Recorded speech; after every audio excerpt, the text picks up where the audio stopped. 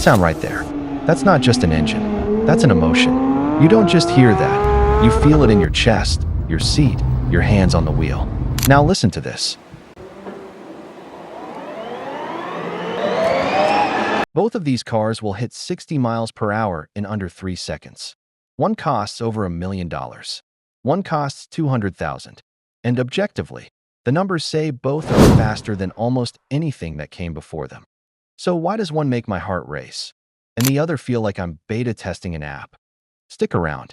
To understand why performance cars don't feel special anymore, we need to agree on what special actually meant, because for decades, it had a very specific definition. Special meant dangerous, or at least the feeling of danger. A car that demanded something from you, that could humble you, that would punish a mistake. Think about the Ferrari 308 GTB, the Porsche 930 Turbo, the Honda NSX, the Dodge Viper. These cars had no safety nets, no stability control, no launch control, no driver modes. You either learned how to drive them, or you crashed them.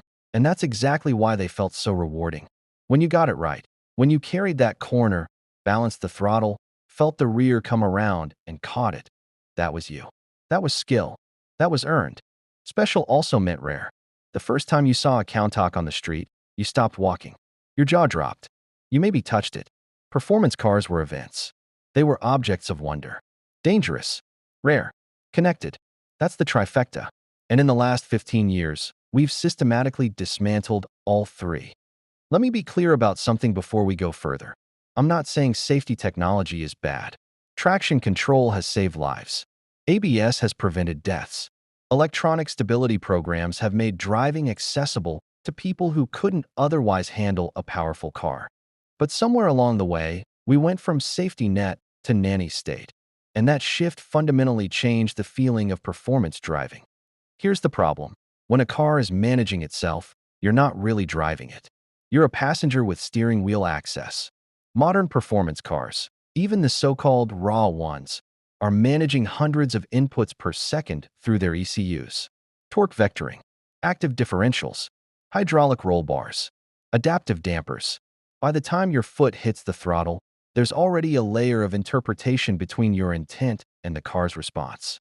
I drove a McLaren 720S a couple years ago. Incredible machine. 0 to 60 in under 3 seconds. Violent acceleration.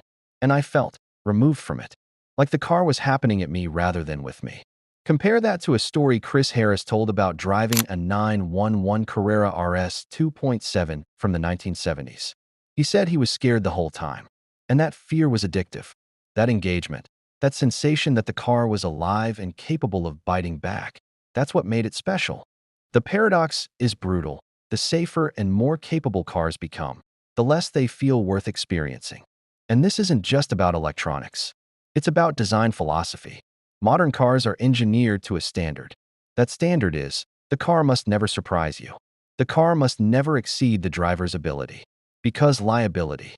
But never surprising is just another way of saying never thrilling. Ask someone why their car is special.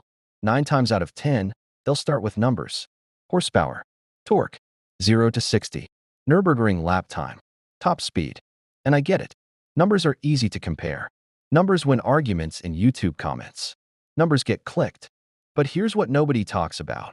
After a certain point, more numbers actually make cars feel less special, not more. When the Lamborghini Diablo came out with 485 horsepower in 1990, that was genuinely terrifying.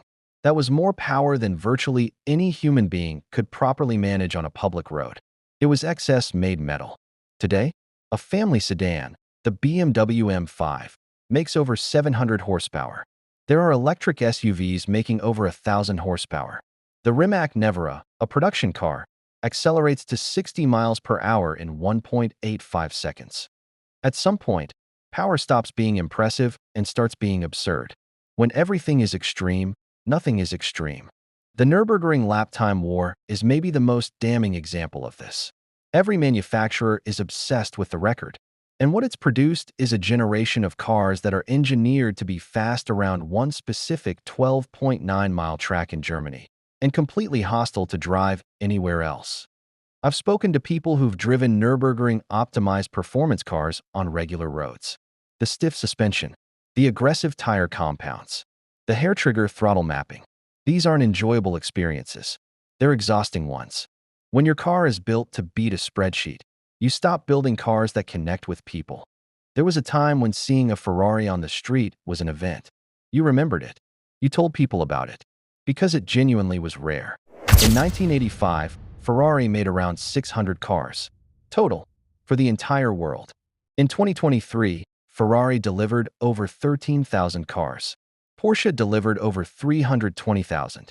Lamborghini, a brand that used to pride itself on exclusivity, is now making over 10,000 vehicles a year and actively expanding into SUVs. Now, I understand why this happened. These are public companies or subsidiaries of conglomerates, with shareholders and quarterly earnings calls. Growth is the mandate. And honestly, who can blame a brand for wanting to survive? But the emotional cost is real. When every valet at every restaurant in every major city has parked a Lamborghini Urus that afternoon, the Urus means nothing. It's furniture. It's expensive furniture with an Italian badge. The social media era has accelerated this completely. Performance cars have become props, status accessories, backdrops for content. And when a car becomes a prop, it stops being a car. There's a reason the cars that still generate genuine emotion are the ones that are actually rare. The Singer DLS, the Gordon Murray T.50, the Pagani Utopia. These aren't just expensive. They're genuinely limited, obsessively crafted, and almost impossible to get. Rarity isn't just about economics. It's about meaning. When something is rare, it means something to have it. When everything is available to anyone with enough credit, nothing means anything. Here's where it gets complicated. Because a lot of people blame EVs for the death of specialness in performance cars. And they're not entirely wrong, but they're not entirely right either. Electric performance cars are objectively astonishing. The Rimac Nevera is the fastest accelerating production car ever built. The Porsche Taycan set production car records at the Nürburgring. These are real achievements. But there's something that dies when you remove the combustion engine from a performance car. And it's not just the sound, though the sound matters enormously, and I'll come back to that. It's the drama of mechanical energy. When you push an internal combustion engine toward its limits, when the revs climb, when the exhaust note hardens, when you feel the whole car building towards something, there's a physical and emotional buildup that culminates in something. A release. A payoff. Electric torque is instant. And that's exactly the problem. There's no buildup, no anticipation, no moment where you feel the machine straining toward its limits and finally reaching them. You press the pedal and physics just happens. Immediately. Silently. It's the difference between a song that builds to a crescendo and a jump scare. Both might get a reaction. Only one is satisfying. The more honest conversation we need to have is this. Is EV performance actually for driving enthusiasts? Or is it for people who want to win a drag race to prove a point?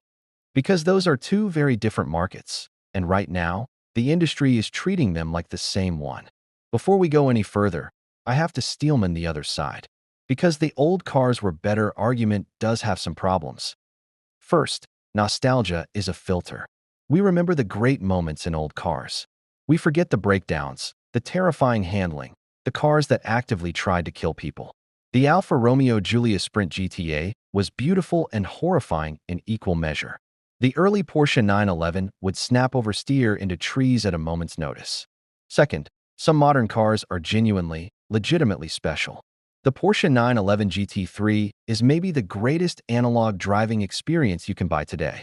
The Toyota GR86 and its BRZ twin are affordable, pure, and joyful. The BMW M2 is the last of a dying breed.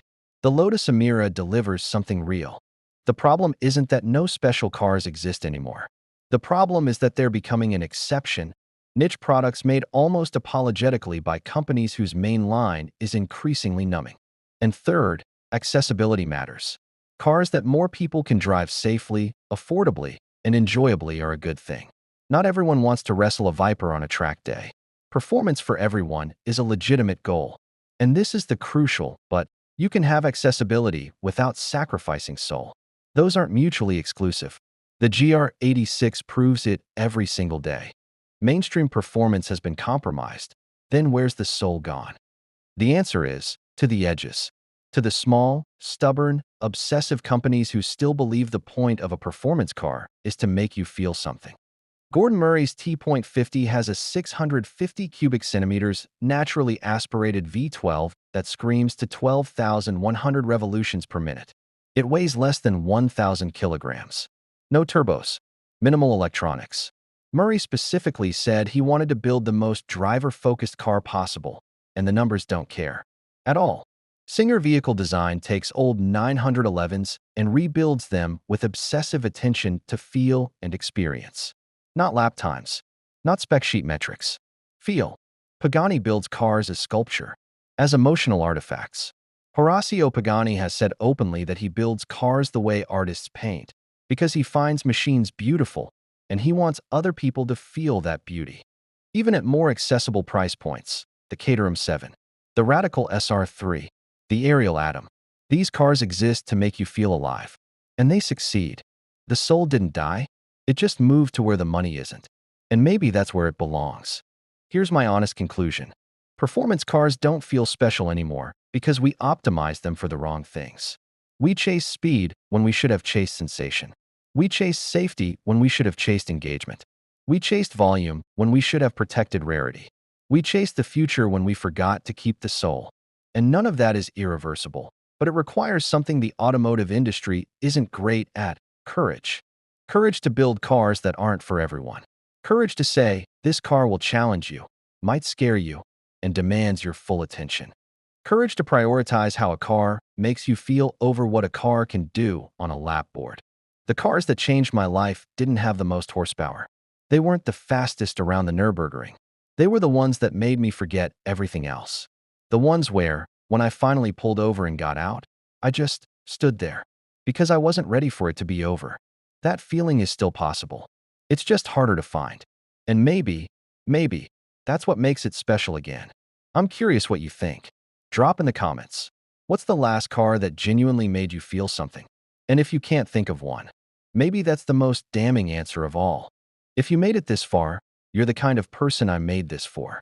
Like, subscribe, and I'll see you next time, preferably with something loud, raw, and slightly dangerous.